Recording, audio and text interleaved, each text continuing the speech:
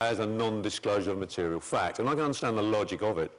But the question that started running through my brain was, fine, under the Rehabilitation of Offenders Act, there are set rules for a commercial or a criminal conviction.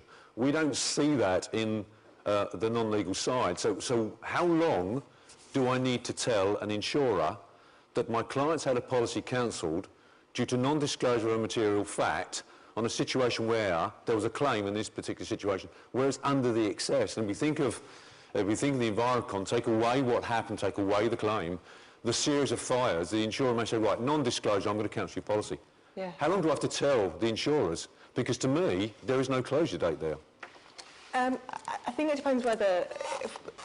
The principle is that you're meant to be telling the insurer things that a prudent underwriter would need to know when they're assessing the risk. So if you flip it round and think of it from that point of view, so it's as long as it's relevant to that underwriter in deciding whether they're going to underwrite the risk. So if things have moved on, you know, with the small fires issue, if things have moved on and things have changed so that it's no longer a risk, and in your professional view, we've moved away from that. And is that 3 or 5 years? Because under if you think of motor, under drink drive, it's 5.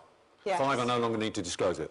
But that's because there are sort of there's set legislation in place to do that. Absolutely right. But this, in other cases, you have to use your judgment, and that's what they're paying you for, judgment. The problem is, as brokers here, we're having to make a judgment, and these two learned gentlemen there will probably sit on the other side saying, well, actually it is material and you should have continued for 10 years.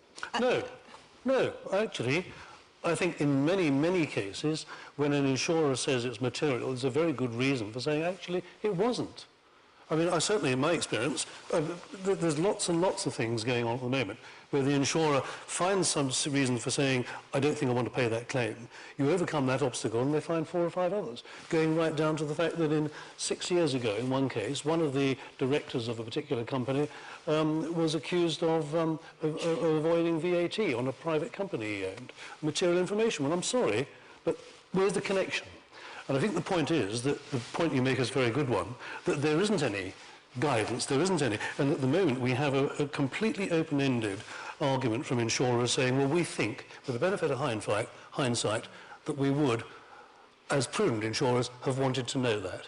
And I can say, as having been in this industry for 40 years plus, what are you smoking? Yeah, the net goes, so hindsight is 20/20 vision. I've either scored, as a young lady at the back said, right, you've had enough, get off the stage. We have to go, ladies and gentlemen, we're over time. Would you please thank your excellent panel?